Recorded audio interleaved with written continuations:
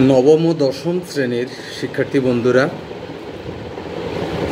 আমাদের আজকের যে বাংলা ভাষা, এই ভাষাকে আজকের এই পর্যায়ে আসার জন্য তাকে হাজার বছর পথ পাড়ি দিতে হয়েছে। অর্থাৎ তোমাকে যদি প্রশ্ন করা হয় বাংলা ভাষার বয়স কত, তাহলে এক বাক্যে বলতে হবে বাংলা ভাষার বয়স হচ্ছে হাজার বছর। অর্থাৎ হাজার বছর আগে এই ভাষাটা জন্ম নিয়েছে। তো হাজার বছর আগে জন্ম নেওয়া এই ভাষাটা এরকম ছিল না। আজকে যেরকম আছে, হাজার বছর পরে হয়তোবা এই ভাষাটা আবার এরকম থাকবে না। ভাষা হচ্ছে প্রবাহমান নদীর মতো। নদী যেরকম বাঁক পরিবর্তন করে, ঠিক একইভাবে ভাষাও এরকম সময়ের তালে তালে যুগের পরিবর্তনে সে তার অবস্থান ধরে নেয়। পৃথিবীতে প্রায় ৫,০০০ ভাষা আছে। এই ৫,০০০ ভাষার মধ্যে প্রায় ২,০০০ ভাষাই মরে গেছে। অর্থাৎ মাত্র ৩,০০০ ভাষা বর্তমানে বিদ্যমান আছে ইউনেস্কোর সূত্র অনুযায়ী।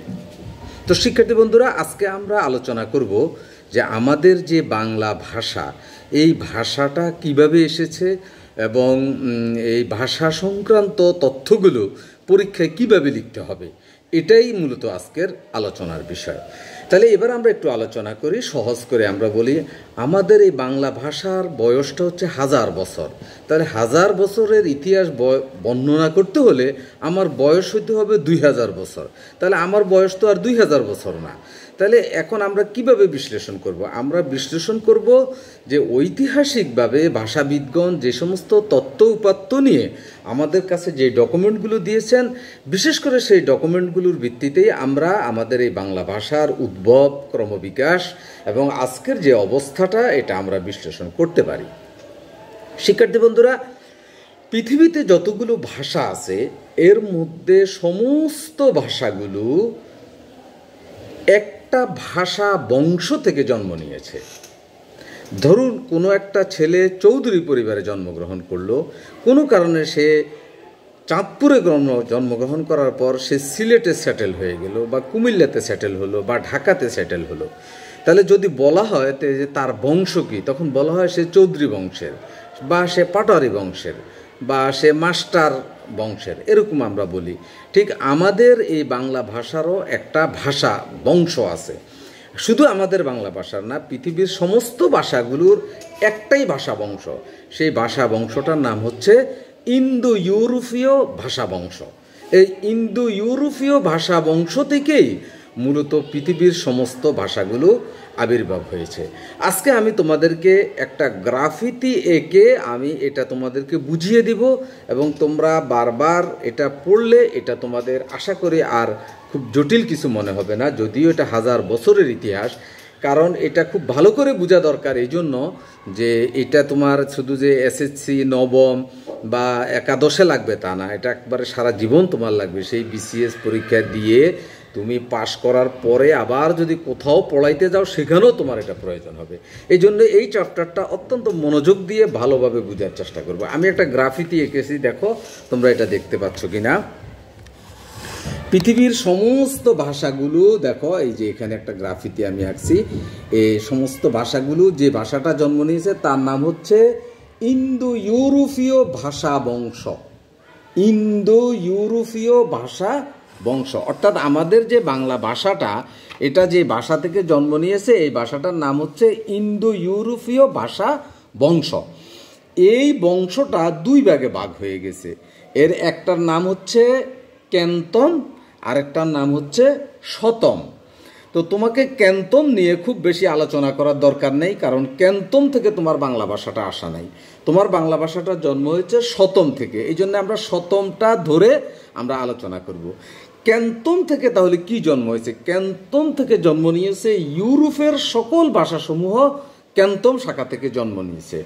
এখন ইউরোপ বলতে আসলে কি বোঝায়, আমি সহজ কতগুলোর নাম দিয়ে দেই, যেমন Spain, Italy, Germany, Bulgaria, France, এই রাষ্ট্রগুলোকে তোমরা চিনো। বিশেষ করে এরা ফুটবল খেলায় বা বিভিন্ন খেলায় তারা বিখ্যাত। এই জন্য তাহলে তোমরা বুঝবা যে ক্যান্তন শাখা থেকে ইউরোপের সমস্ত ভাষাগুলো জন্ম নিয়েছে, যার জন্য এটা নিয়ে আমাদের খুব বেশি আর আলোচনার কিছু নাই। আমরা আসবো শতম শাখা থেকে। এই শতম শাখা থেকে কয়েকটা ভাষার জন্ম হয়েছে। একটা হচ্ছে আরবীয়, একটা হচ্ছে ইরানীয়, একটা হচ্ছে মিশরীয়, একটা হচ্ছে ভারতীয়। তাহলে আমরা দেখলাম শতম শাখা থেকে 4টা ভাষার জন্ম হয়েছে: আরবীয়, ইরানীয়, মিশরীয়, ভারতীয়। এই ভারতীয় ভাষা জন্ম নেওয়ার পর এখানে আর্যরা এসে বসবাস করা শুরু করে। যখনই এখানে আর্যরা এসে বসবাস শুরু করে তখন আর্য ভাষার প্রভাবে এখানে এই ভারতীয় ভাষাটা আরেকটা ভাষার জন্ম দেয়। সেই ভাষাটার নাম হচ্ছে প্রাচীন ভারতীয় আর্য ভাষা। প্রাচীন ভারতীয় আর্য ভাষা। এই প্রাচীন ভারতীয় আর্য ভাষা থেকে 2টা ভাষার জন্ম হয়। একটা হচ্ছে সংস্কৃত ভাষা, একটা হচ্ছে প্রাকৃত ভাষা। দুর্ভাগ্যজনক হলো প্রাকৃত ভাষাটা গরিব মানুষ এরা কথা বলতো, কৃষক, কামার, কুমার এরা। আর সংস্কৃত ভাষায় উচ্চ শ্রেণীর মানুষরা কথা বলতো। কিন্তু দুর্ভাগ্যজনক হলো সত্য যে এই সংস্কৃত ভাষাটা এখন আর বেঁচে নেই। এই সংস্কৃত ভাষাটা মরে গেছে। কেন ভাষা মরে যায় এবং কিভাবে ভাষা মরে যায় এটা নিয়ে আমরা পরে আলোচনা করব। তাহলে এই সংস্কৃত ভাষা নিয়ে আর চিন্তা করতে পারতেছি না, যেহেতু সে মরে গেছে। মরা মানুষের দাঁত দেখে আর লাভ নেই।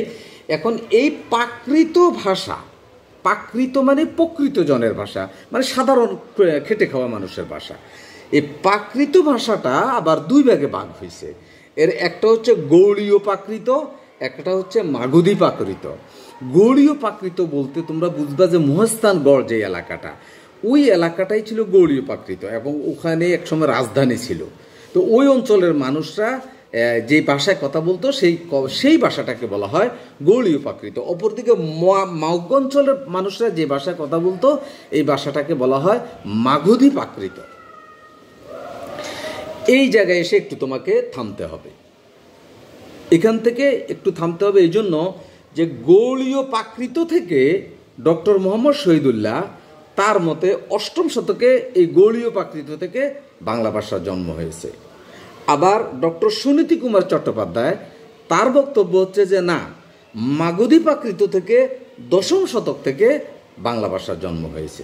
তাহলে গৌড়ীয় প্রাকৃত বলি আর মাগধী প্রাকৃত বলি, দুটো ভাষা যে ছিল এটা আমরা নিশ্চিত, আমরা ধরে নিতে পারি এই দুটো ভাষা ছিল। তো গৌড়ীয় প্রাকৃত আর মাগধী প্রাকৃত 2টা ভাষা মিলে আরেকটা ভাষার জন্ম নিয়েছে, সেটা হচ্ছে অপভ্রংশ ভাষা। অপভ্রংশ, দেখো এই জন্য আমি এটাকে লিখছি বিকৃত হয়ে যায়। অর্থাৎ 2টা ভাষা মিলে বিকৃত হয়ে একটা ভাষার জন্ম নেয়, সেটা হচ্ছে অপভ্রংশ ভাষা। এই অপভ্রংশ ভাষা থেকে আরেকটা ভাষার জন্ম হয়, সেই ভাষাটার নাম হচ্ছে বঙ্গকামরূপী ভাষা। বঙ্গকামরূপী ভাষা। এই বঙ্গকামরূপী ভাষা থেকে 3টা ভাষার জন্ম হয়। একটা হচ্ছে বাংলা, একটা হচ্ছে অসমিয়া, একটা হচ্ছে উড়িষ্যা।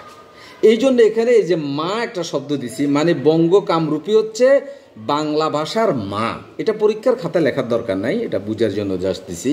এই বঙ্গকামরূপী থেকে 3টা ভাষার জন্ম হয়, বাংলা, অসমিয়া, উড়িষ্যা। তার মানে কি, বাংলা ভাষাটা শুধু বাঙালি ভাড়া কথা বলে তা না, আসামের লোকেরা কথা বলে, পশ্চিমবঙ্গের লোকেরা কথা বলে, কলকাতার মানুষ কথা বলে, উড়িষ্যার মানুষেরা কথা বলে। এই সমস্ত ভাষাগুলো যেই ভাষা সর্বশেষ এসে যে ভাষাটা জন্ম নিয়েছে সেই ভাষাটার নাম হচ্ছে বঙ্গকামরূপী ভাষা। তো তাহলে তোমাদের এখন এবার আসো, পরীক্ষায় তুমি কিভাবে লিখবা। পরীক্ষায় তোমার প্রশ্নটা আসবে যে বাংলা ভাষার উদ্ভব ও ক্রমবিকাশ নিয়ে আলোচনা করো, অথবা বাংলা ভাষার জন্ম নিয়ে বিস্তারিত আলোচনা করো। বিশেষ করে এই প্রশ্নটাই আসে যে বাংলা ভাষার উদ্ভব ও ক্রমবিকাশ নিয়ে আলোচনা করো। সেই ক্ষেত্রে তোমরা এই চার্টটা, এই গ্রাফিতিটা এঁকে দিলে আশা করি তোমরা ভালো নম্বর পেবে এবং কি তোমাদের উত্তরটাও হয়ে যাবে। এবং 1000 বছরের ইতিহাস দেখা গেল 10 মিনিটেই তোমার মাথার মধ্যে ঢুকে গেল। তো শুরুতেই তোমরা এই কথাটা লিখবা যে আমাদের আজকের যে বাংলা ভাষা, আজকের এই ভাষাটাকে এই পর্যায়ে আসার জন্য তাকে 1000 বছর পথ পাড়ি দিতে হয়েছে। অর্থাৎ 1000 বছর আগে এই ভাষাটা এরকম ছিল না, আবার 1000 বছর পরেও হয়তো বা ভাষাটা এরকম থাকবে না। কিভাবে এই ভাষাটা আজকের পর্যায়ে এসেছে তা নিম্নের গ্রাফিতিতে দেওয়া হলো, তারপরে গ্রাফিতিটা তোমরা এঁকে দিবে। আশা করি তোমরা বুঝতে পেরেছো। সবাই ভালো থেকো। আল্লাহ হাফেজ।